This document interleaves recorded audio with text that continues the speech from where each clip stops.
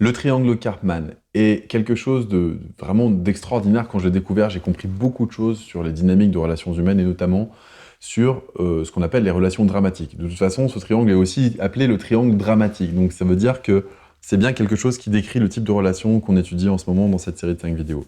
Alors, je ne pouvais pas faire l'impasse sur ce triangle Karpman, bien qu'il existe des tonnes et des tonnes d'articles disponibles sur Internet qui traitent de ce triangle-là. Alors, si vous le connaissez, eh ben, peut-être que cette vidéo va pouvoir vous apprendre 2-3 petites choses supplémentaires, ou en tout cas comment en sortir, parce que ça, c'est souvent pas beaucoup décrit. Et si vous connaissez pas, bah, je vous invite à suivre la suite de cette vidéo, parce qu'il y a vraiment des informations très importantes et très intéressantes à comprendre dans cette histoire. Le principe du triangle de Karpman, c'est quoi? Alors Karpman, déjà, c'est une personne, c'est un sociologue, je crois, ou psychologue, je sais plus, qui a décrit ça au début du siècle, dans les années 1930, je crois, à peu près, dans cette période-là. Et il a déterminé la chose suivante. Il a déterminé que dans une relation, dans une relation de type dramatique, on allait endosser 3 types de rôles différents. Le bourreau, la victime et le sauveur. Et en fait, ces 3 rôles-là, c'est pas une personne qui a un rôle et une autre qui a l'autre. On a ces 3 rôles-là, on alterne entre ces 3 rôles-là en permanence au sein de la relation. Et même si la rencontre se fait peut-être, par exemple, plus en termes de victime et de sauveur, ça c'est une rencontre typique qui peut se faire, c'est-à-dire que madame est en désarroi, va pas bien, etc. Il y a le chevalier blanc sauveur qui arrive et qui sauve madame du méchant amant précédent ou amoureux précédent qui était pas valable, ou qui était problématique, ou qui était peut-être violent ou dangereux, ou j'en sais rien. Ou alors, elle va être en situation difficile financièrement, et il va vouloir la sauver parce qu'il en a les capacités.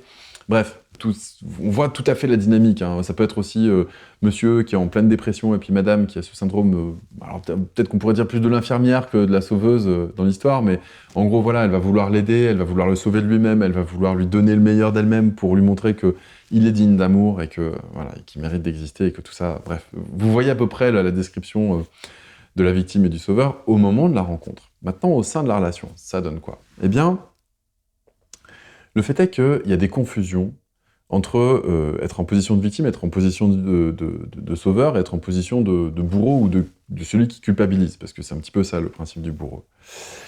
Et dans ces rôles-là, on ne se rend pas compte qu'on les a soi-même, en soi, quand on est dans une dynamique, dans un système de relations dramatique. Alors, par exemple, ça peut donner quoi? Ça peut donner... au bout d'un certain temps, dans les exemples que j'ai pris, c'est-à-dire que, bon, supposons le syndrome de l'infirmière, c'est le dernier que j'ai cité, que madame vienne essayer de réveiller le pouvoir créateur et le fait que l'homme s'aime lui-même, au lieu de se rejeter lui-même. Elle va vouloir l'aimer malgré lui. Oui, mais sauf que monsieur, en fait, ces solutions à elle ne lui conviennent pas, parce que c'est pas les siennes, et qu'au bout d'un moment, il a la sensation d'être étouffé par ça. Et donc, qu'est-ce qu'il va faire? Eh ben, il va, par exemple, sombrer dans l'alcool, ou sombrer dans des substances biochimiques voilà, qui vont porter atteinte à son intégrité physique et à sa santé.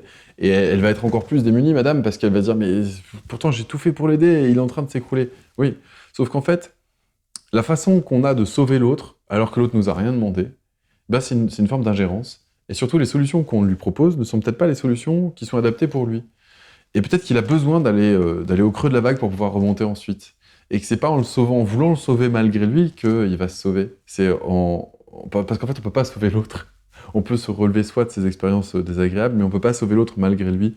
Il y a une expression qui dit « on fait pas boire un âne qui n'a pas soif ». Je suis assez d'accord avec ça. C'est-à-dire qu'une personne qui, de toute façon, est dans une dynamique d'autodestruction, que vous soyez là avec toute votre bienveillance ou pas, elle va rentrer dans une dynamique d'autodestruction. Elle va pas avoir envie de construire parce qu'elle sait pas faire. Parce que pour elle, il y a des raisons beaucoup plus profondes qui font qu'elle restera là-dedans.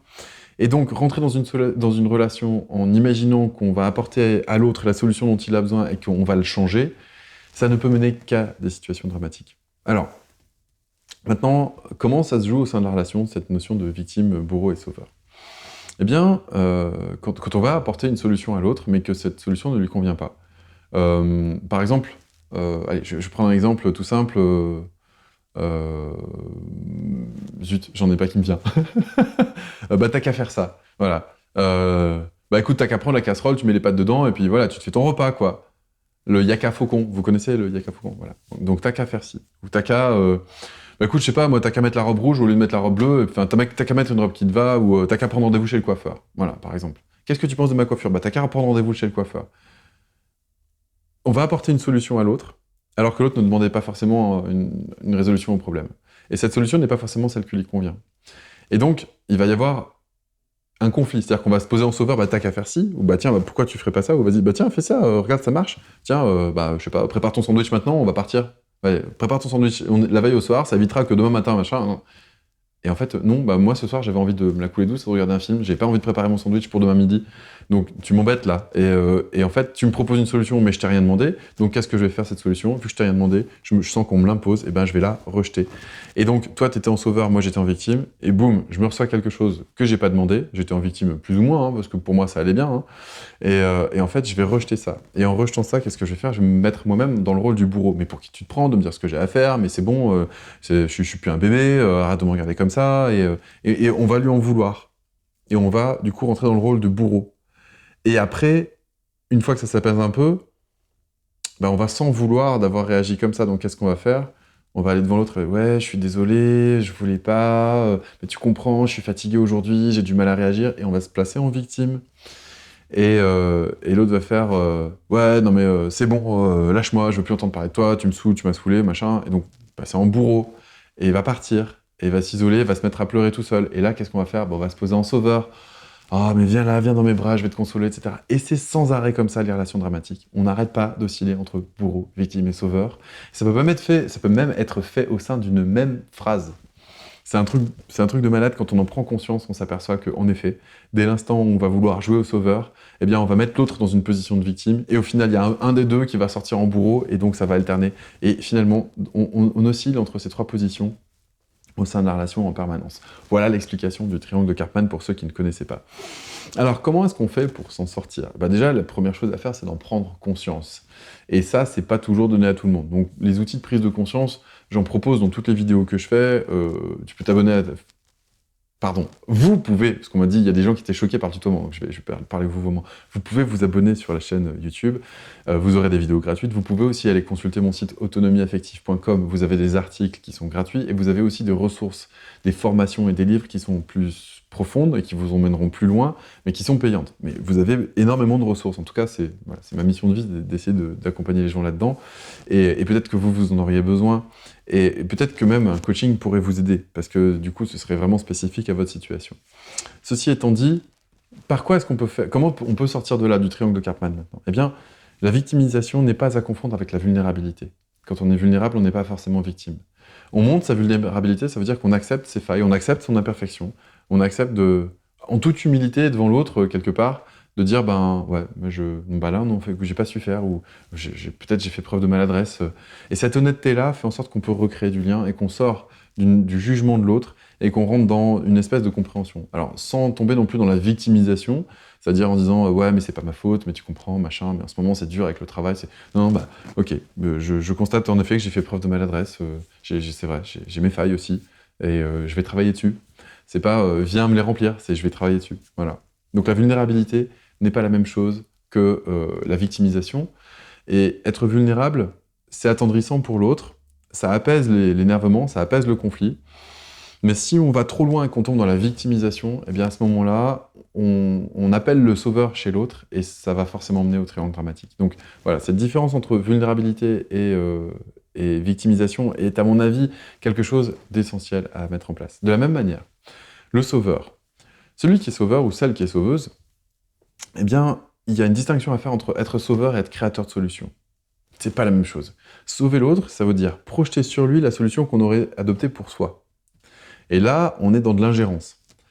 Être créateur de solutions, c'est pas ça. Être créateur de solutions, ça veut dire quoi? Ça veut dire, à un moment donné, on va voir que l'autre est en difficulté, on va bien sûr accuser réception du fait que l'autre soit en difficulté, et on va réfléchir avec l'autre pour qu'il puisse trouver sa solution.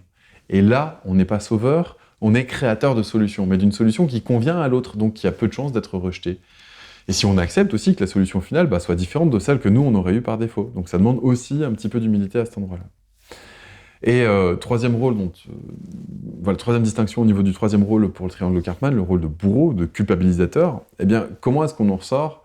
À mon sens, on en ressort en Non pas en cherchant à trouver qui est coupable, mais en cherchant à trouver quelle réponse je peux apporter. C'est-à-dire faire la distinction entre être coupable et être responsable. Si on se sent coupable ou qu'on culpabilise l'autre, on retombe dans la première vidéo de cette série de 5 où on va chercher à avoir raison. Si au lieu de vouloir culpabiliser l'autre, on prend la responsabilité soit de sa réaction, eh bien c'est pas tout à fait la même chose. Et quand je dis responsabilité, je parle pas de faute, hein. Je parle pas de celui qui doit payer, c'est pas le responsable qui va payer les pots cassés. C'est pas ça. Dans mon vocabulaire, celui qui a la responsabilité, c'est celui qui a la capacité à répondre. Donc si dans notre réponse, on a été maladroit, on a été désagréable, on a été voilà, inconvenant, eh bien on va pouvoir en prendre la responsabilité et dire, en effet, oui, c'est vrai, j'ai dit ça, c'est vrai, j'ai parlé comme ça, je le reconnais.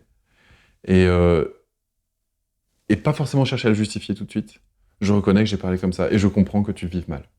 Et je reconnais que j'ai dit ça, et en effet, je conçois que ce soit désagréable pour toi. Oui, en effet. Sans chercher à avoir raison. Juste reconnaître.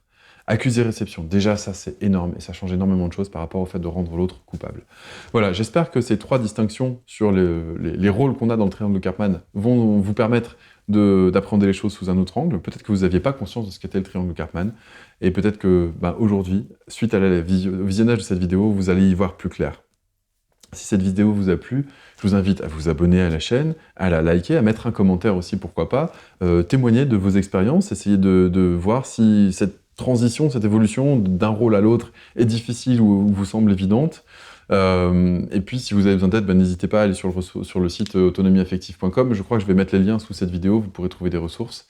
Et puis voilà, merci d'avoir suivi cette vidéo, et je vous dis à très bientôt pour la prochaine. Salut!